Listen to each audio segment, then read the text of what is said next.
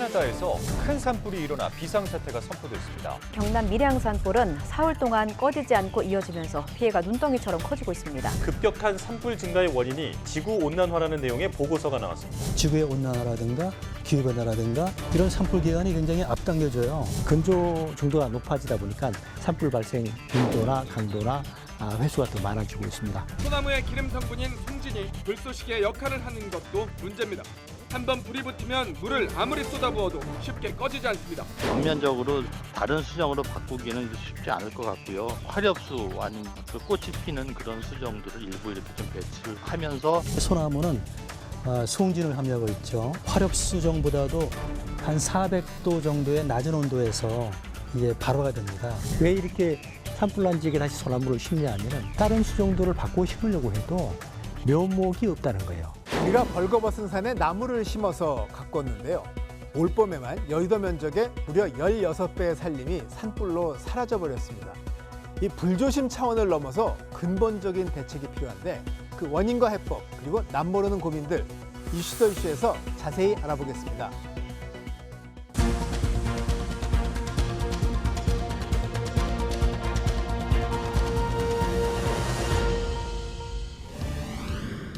남들 하나는 속 깊은 이야기를 해봅니다. 안녕하세요. 이슈 더 이슈 박찬입니다.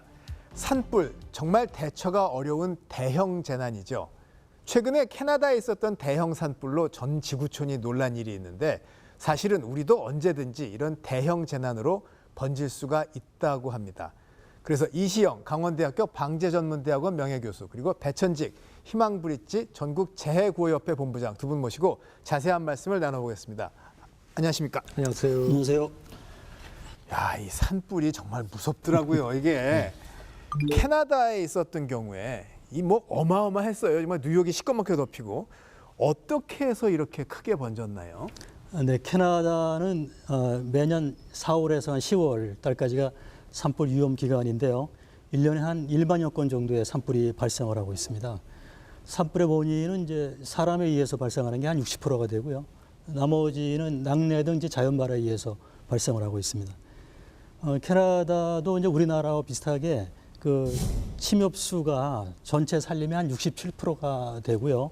또 이 건조한 지역에서 잘 자라는 우리나라의 리기다 소나무라는 게 있습니다. 그거가 유사한 그 잭파인이라는 나무가 거기에 자생을 하고 있는데 그게 이제 산불에 취약한 나무가 되고요. 특히 이제 캐나다는 로키 산맥을 이제 축으로 해서 그 브리티시 컬럼비아주라든가 또 엘버타주 그쪽 지역이 굉장히 건조한 지역입니다. 그래서 매년 대형 산불이 나는데 최근에는 이제 기후 변화라든가 또 특히 이제 장기간의 고온 건조한 그런 날씨 변화 또 강풍 등으로 인해서 그쪽뿐만 아니라 이 동부 쪽, 퀘벡 쪽도 큰 산불이 나고 있어요. 그래서 뭐 전 세계적으로 최근에 산불로다가 아주 몸살을 앓고 있습니다. 걷잡을 수 없이 번지는 산불, 희뿌연 연기가 매서운 기세로 퍼져나갑니다. 소방 헬기가 공중에서 맞불을 놓으며 방화선을 치고 있지만 역부족입니다. 예년보다 일찍 시작된 캐나다 산불은 전례 없는 피해를 기록하고 있습니다. 지난 10년 평균의 10배 이상 면적이 불에 타면서 벌써 남한 전체 면적의 40%인 400만 헥타르가량이 잿더미가 됐습니다. And across the country as of today, there are 414 wildfires burning, 239 of which are determined to be out of control. 캐나다 산불로 인한 연기는 바람을 타고 미국 뉴욕과 필라델피아, 워싱턴 DC까지 퍼졌습니다. 뉴욕의 공기질 지수가 역대 최악을 기록하며 세계에서 가장 나쁜 인도 뉴델리 수준으로 떨어졌고 미 동부 도시 곳곳에서는 코로나 이후 사라졌던 마스크가 재등장했습니다. 야외 활동이 금지되면서 학교도 문을 닫았습니다. 근데 이게 산불이라는 게 사실 그 생태계 자체가 망가져 버리고 보통 피해가 큰 게 아닌데 대형 산불이 과거에 비해서 좀 특이하게 달라진 점이 있나요? 현재는 뭐 항상 이야기하지만 기후 변화 때문에 전 세계가 실험을 하고 있는데 전 세계가 많이 건조해 있습니다. 뭐 우리나라도 예외는 아닌데요. 특히 2019년도 같은 경우는 이제 호주 같은 경우에 산불이 발생해서 너무 건조하다 보니까 토지까지, 그러니까 뚝까지 다 타버린 경우가 발생했고요. 그 당시에는 호주 전 국토의 한 14% 정도가 소실되었고요. 그리고 뭐 뭐 캥거루나 이런 많은 동물들이 희생을 했습니다. 또 하나는 2022년도에 이제 러시아에서 시베리아 산불이 발생했는데 이때도 14개 지역이 이제 뭐 우리나라 같은 특별재난 지역으로 선포돼서 이제 관리되기도 했는데요. 전 세계적으로 이제 평균 기온이 올라가고 있고 뭐 우리도 여기에 포함되어 있는데 건조 정도가 높아지다 보니까 산불 발생 빈도나 강도나 횟수가 더 많아지고 있습니다.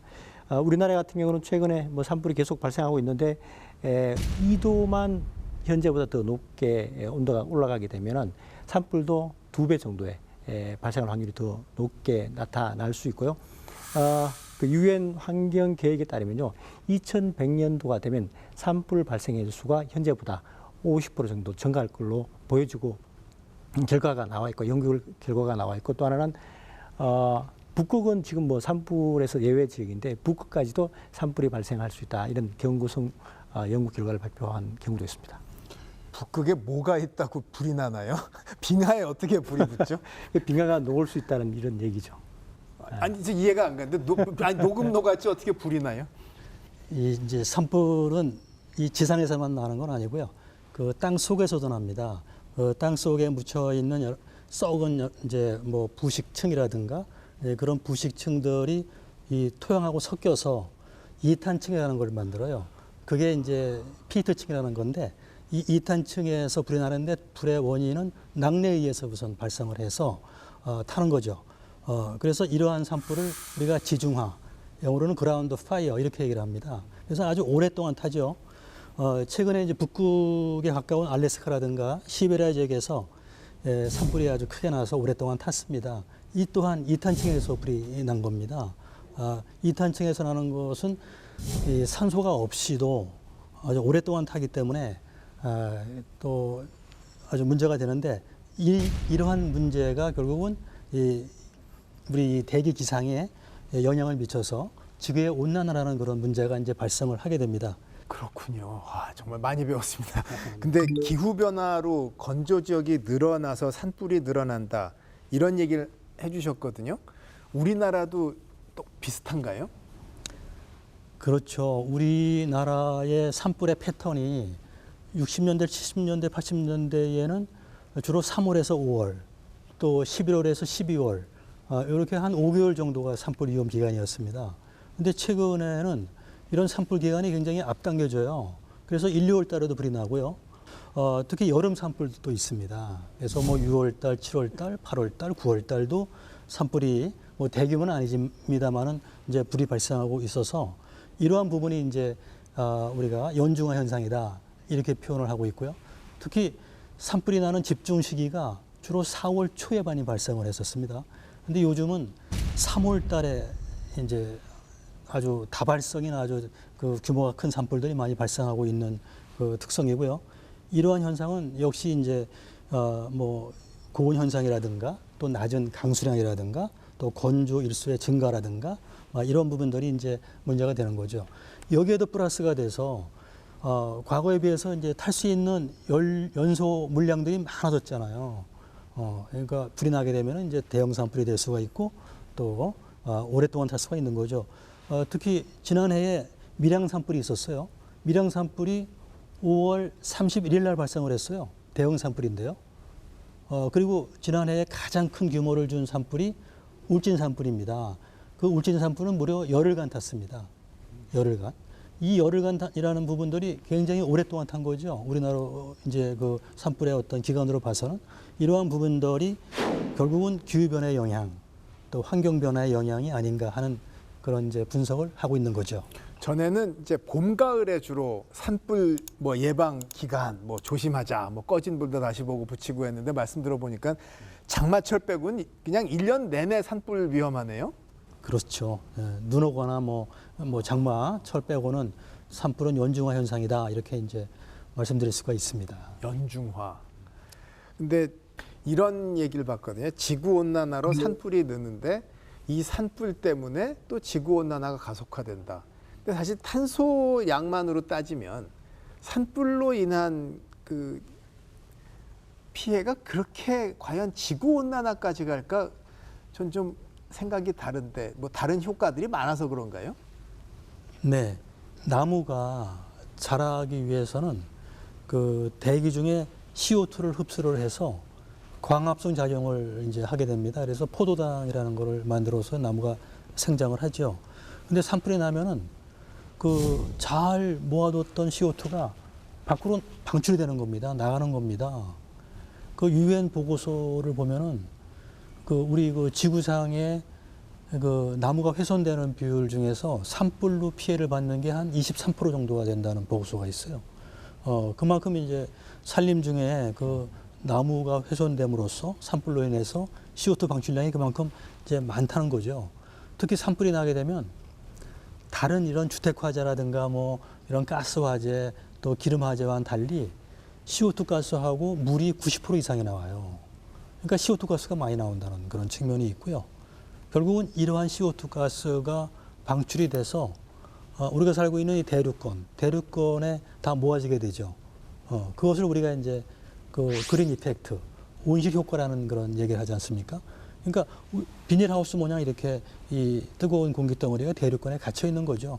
그래서 그러한 부분들이 결국은 그 지구의 온난화라든가 기후변화라든가 또 그 무강수 일수가 집중된다거나 또 아주 그 강우가 시속 강우량이 아주 굉장히 강하게 비가 내린다거나 그런 불균형을 갖다가 초래하는 그런 원인이 되는 거죠.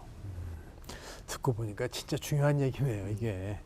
근데 이 산불 대응에 관련된 보고서를 좀 찾아봤더니 말씀도 하셨지만 침엽수 계열의 산림이 이제 산불에 취약하다고 뭐 이게 상식이더라고요, 어떻게 보면.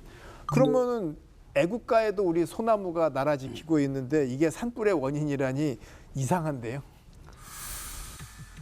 사철 푸른 솔숲이 시커먼 잿더미가 됐습니다. 때 아닌 단풍이 든 듯 누렇게 변해버린 곳도 있습니다.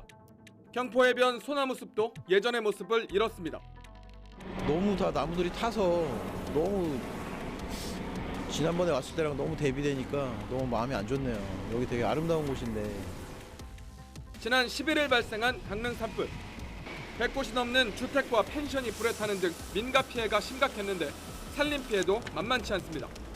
축구장 530개 면적에 이르는 379헥타르의 산림이 불에 탔습니다. 솔숲이 많은 강릉.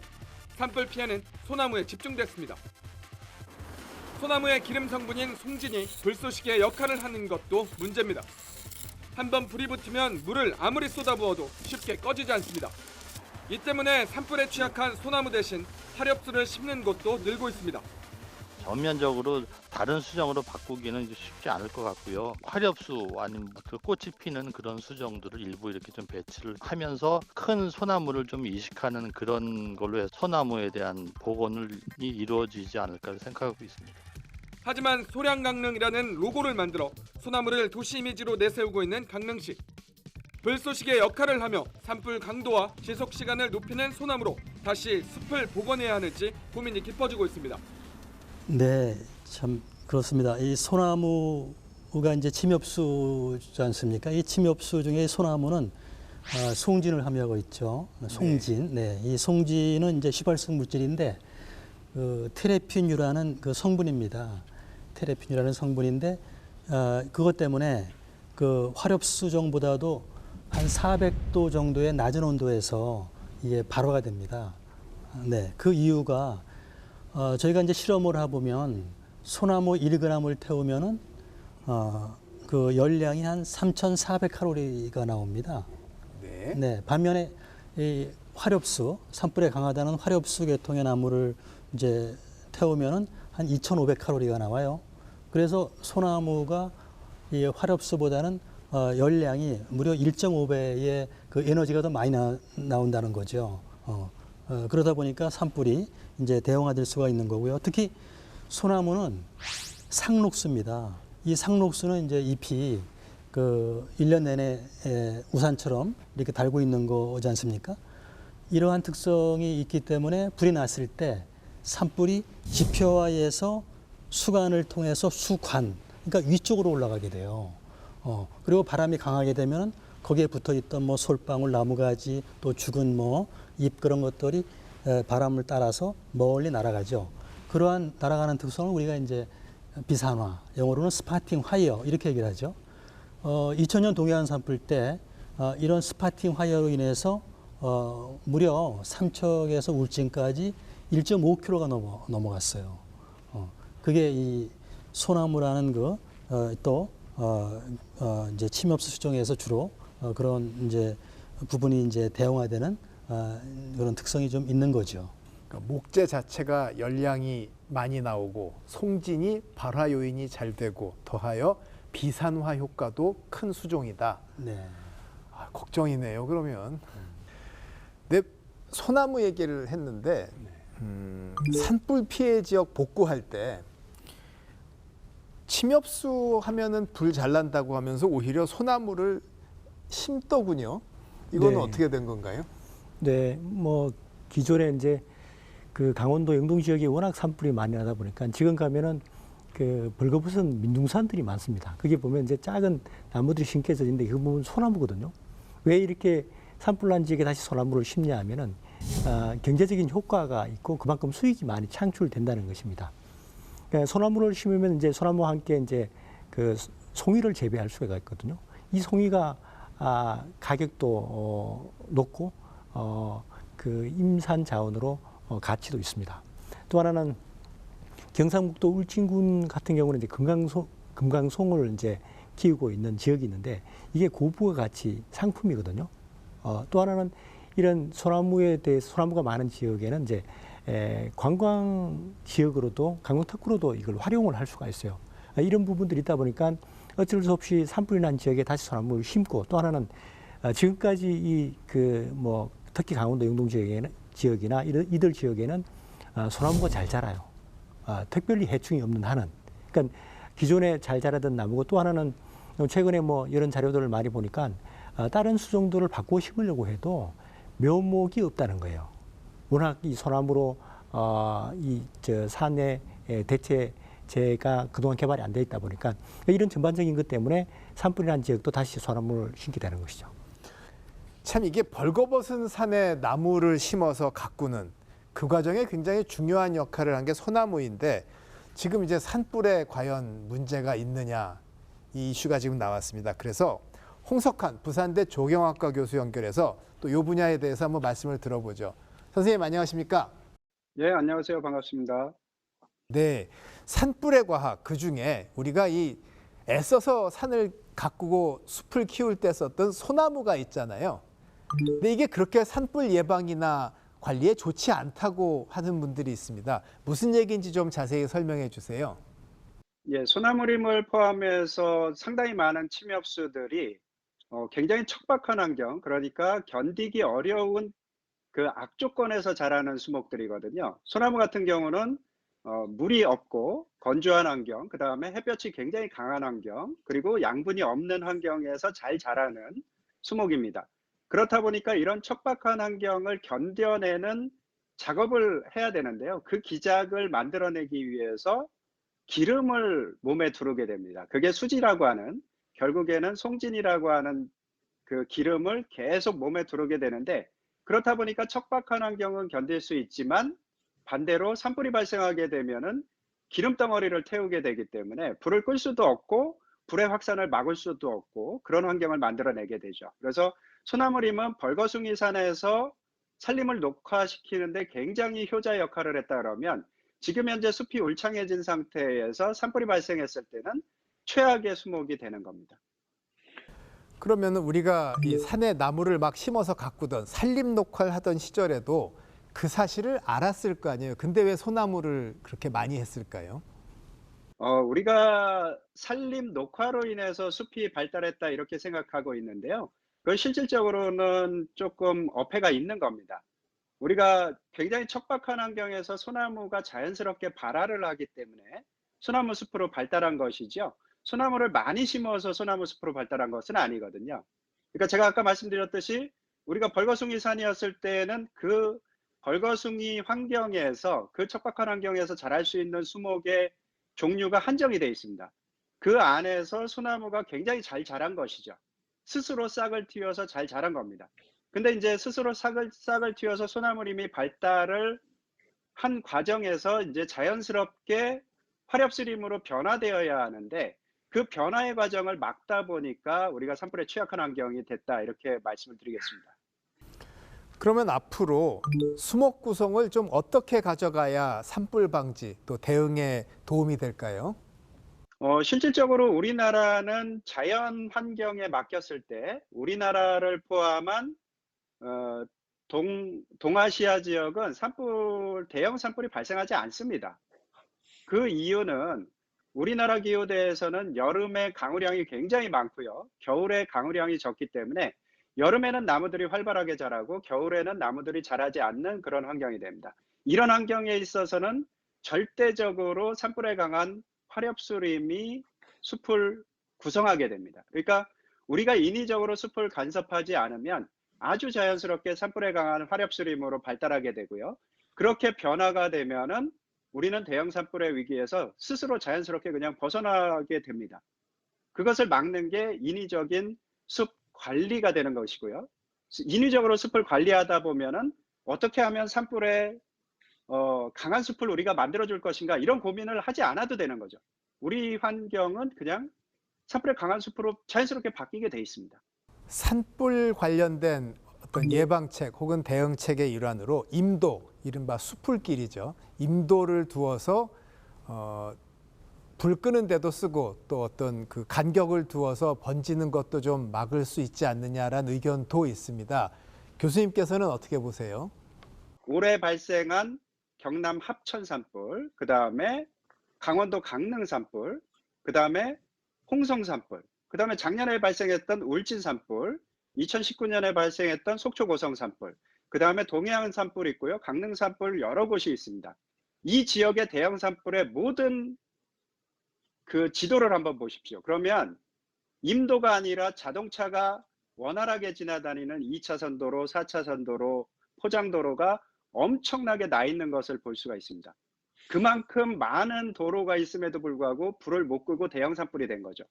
이런 사례가 충분히 널려 있고요. 그 다음에 모든 대형 산불 지역에서 이렇게 임도가 아니라 포장도로가 발달해 있음에도 불구하고 산불을 못 끈 것을 우리는 확인할 수 있습니다. 산불을 100% 막을 수는 없습니다. 예방을 100% 할 수는 없는데요. 우리나라의 산불을 포함한 불은 거의 모두 사람에 의해서 발생이 되는 거거든요. 그래서 가장 중요한 것은 민가 주변에 산불을 초기에 대응할 수 있는 그런 진화용 호스 이런 것들을 만들어내는 게 가장 중요하고요. 그 다음에 더 중요한 거는 이 실수에 의해서 산불이 대형화되지 않도록 모든 불은 다 불씨에서 시작을 하거든요. 이 불씨가 대형 산불이 되지 않도록 하는 것은 그 무엇도 할 수가 없어요. 헬기도 할 수가 없고 인력도 할 수가 없고 장비도 할 수가 없습니다. 이 과정에서는 숲이 건강하면 그 산불이 자연스럽게 타다가 꺼지게 됩니다. 자, 그러면 산불 예방 또 산불에 대한 대응 이런 것들 위해서 꼭 조언해 주실 점이 있다면 한번 정리해 주시죠. 결국에는 산불에 강한 숲으로 만들어주는 것이 핵심이라고 볼 수가 있는데요. 이 산불에 강한 숲은 인간이 만드는 것이 아니라 기후대에 가장 적합한 자연이 만들어내기 때문에 자연적으로 숲이 건강하게 될 수 있도록 시간을 두고 조금 지켜봐야 되는 게 중요하다고 생각을 합니다. 선생님 대단히 고맙습니다. 예, 감사합니다. 홍석한 교수께서는 생태계 자연복원력을 강조를 하셨는데 그래서 숲 가꾸기 또 숲풀길에 임도 설치하는 것 좀 유보적인 입장이셨습니다. 어떻게 보세요? 그 산불 예방을 하기 위해서는 대표적인 게 이제 숲 가꾸기입니다. 지금 우리나라 저 시골에 가면은 산림이 너무 관리가 안 돼 있다 보니까 언제 불이 나도 대형 산불로 이어질 여건에 놓여져 있거든요. 숲 가꾸기는 산림 내에 작은 가지들이나 죽은 가지들을 쳐내 가지고 산불의 확산을 좀 차단하는 역할을 할 수 있는 부분이고요. 또 하나는 임도인데 임도는 산불이 발생했을 때 진화대들이 인력들이 투입하는데 굉장히 좋은 역할을 하기 때문에 이런 임도나 숲 가꾸기는 필요하고요. 그 국립산림과학원에 따르면 숲 가꾸기를 했을 때 산불 확산 속도가 41%나 늘어졌다는 결과가 있고요. 또 하나는 이 토양의 수분 함량이 79%나 증가했다는 이런 결과도 있습니다. 해외 사례를 보면은 캐나다의 경우는 이 숲 가꾸기를 했더니 속도가 40배나 늘어졌다. 이런 결과 보고서 나오고 있습니다. 임도는 어떻게 보세요? 임도는 이제 산불 그 진화적인 측면에서 특히 말씀드리면은 산불을 끄기 위해서는 이제 두 가지 방법이 있습니다. 크게 지상 진화가 있고 또 헬기에 의해서 불을 끌 수 있는 항공 진화 방법이 있습니다. 그 임도는 산불 진화 자원, 즉 인력이 들어갈 수 있고 또 장비가 들어갈 수 있고 또 진화 차량에 들어갈 수 있는 또 기계화 시스템에 들어갈 수 있는 그 작업의 통로가 될 수가 있다는 겁니다. 이 임도를 이용해서 우리가 산불의 기준점을 삼을 수가 있고요. 특히 야간 산불이라든가 기타 기계화 산불, 또 최근에 그 산림청에서 도입한 그 유니목이라는 대형 그 진화 차량이 있어요. 그 차량들이 올라가서 산불 진화 작업을 하려면은 임도의 그 개설은 정말 필요한 거다. 다만 진화 차량이 들어가려면 임도의 폭을 보통 한 4m에서 또 해전 공간에서는 한 6m까지 좀 넓혀줄 필요가 있다 하는 겁니다. 시뻘건 불길이 치솟는 캄캄한 밤. 진화대원들이 긴 호스로 물을 뿌리며 화염 앞에서 사투를 벌입니다. 그나마 야간 진화에 나설 수 있는 건 산림 안에 설치된 도로, 임도가 존재하기 때문입니다. 지난주 경남 합천에서 발생한 올해 첫 대형 산불이 대표적인 예입니다. 해가 질 때 35%에 불과했던 진화율은 다음 날 오전 8시에 95%까지 올랐습니다. 반면 사흘 뒤 경남 하동 산불은 아침까지 산불이 타들어가는 것을 지켜볼 수밖에 없었습니다. 산세가 험하고 임도가 없어 진화 인력을 투입할 수 없었기 때문입니다. 산불을 공중과 지상에서 입체적으로 진화하기 위해서는 지상 진화 인력이 진입할 수 있는 임도가 꼭 필요합니다. 특히 합천에는 도로폭이 일반 임도보다 넓은 산불 진화 임도가 설치돼 있었습니다. 새로 도입된 고성능 산불 진화 차량의 투입이 가능해 진화에 속도를 낼 수 있었습니다. 그런데 이런 산불 진화 임도는 전국적으로 겨우 332km에 불과합니다. 그마저도 국가가 소유하고 있는 국유림에만 설치돼 있습니다. 하지만 앞으로는 공유림과 사유림에도 산불 진화 임도 구축을 지원해 매년 500km 이상씩 늘릴 계획입니다. 임도 예산을 대폭 확충하고 특히 임도 시설이 취약한 국립공원 등에도 임도를 확대하도록 부처 간 협의해 나가겠습니다. 다만 임도를 개설하는 과정에서 자연환경을 훼손한다는 의견도 있어 대형 산불로 인한 피해와 환경 파괴 사이의 적절한 조율이 앞으로의 관건입니다. 그러면 임도를 내면 이른바 그 진압작전, 산불 진압작전의 기동로로 쓸 수가 있다는 말씀인데 이게 어떤 그 차단하는 소개도로 역할, 그러니까 불이 번지지 않게 차단하는 역할도 할 수 있나요? 네, 할 수 있습니다.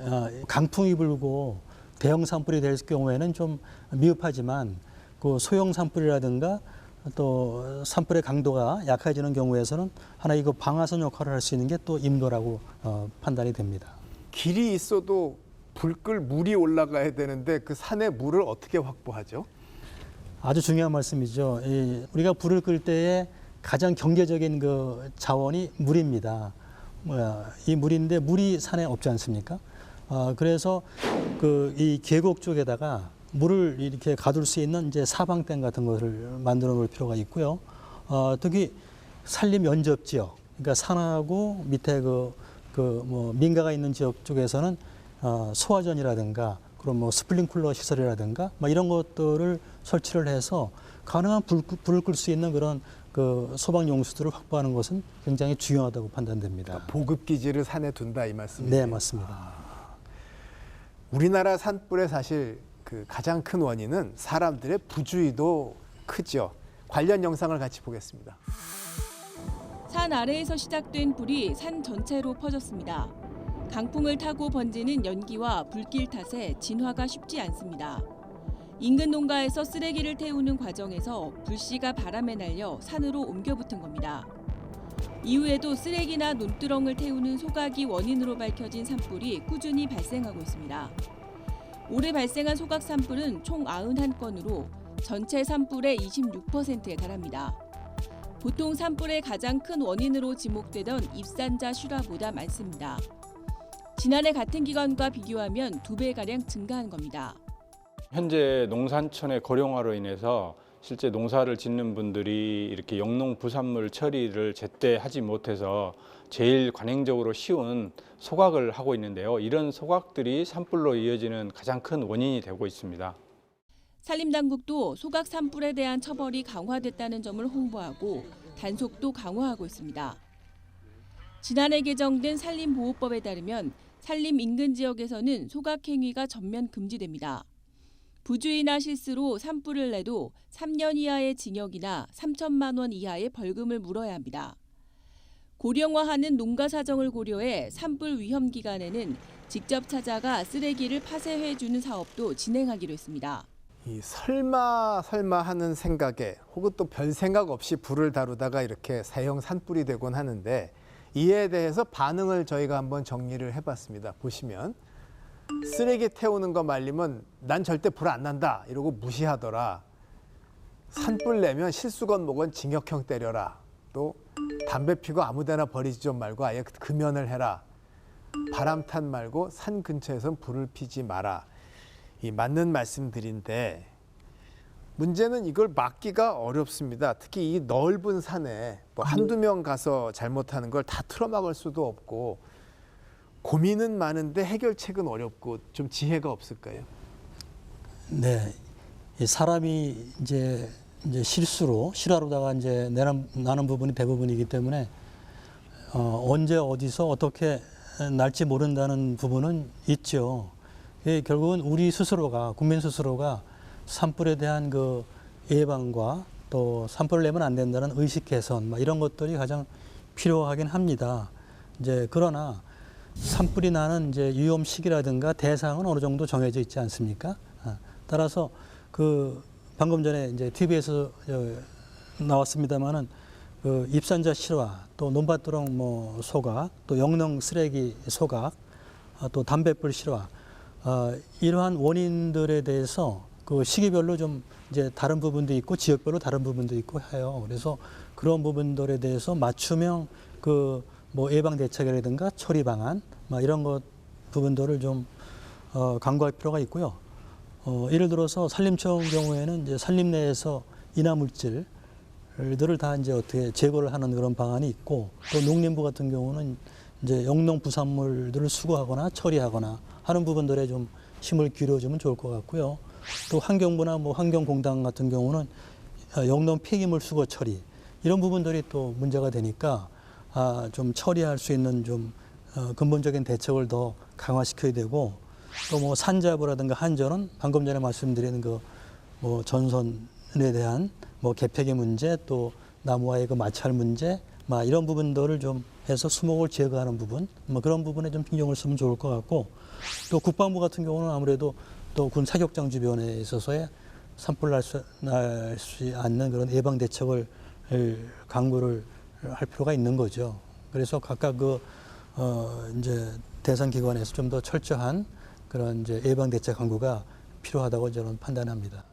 네, 산림 지역에 사는 분들이 있고요. 또 관련 사업하는 분들이 있고 이분들이 다 산불로 결국 타격을 받게 되잖아요. 나라가 어떻게 도와주나요? 대형 산불이 발생한 지역을 이제 특별 재난 지역으로 선포를 합니다.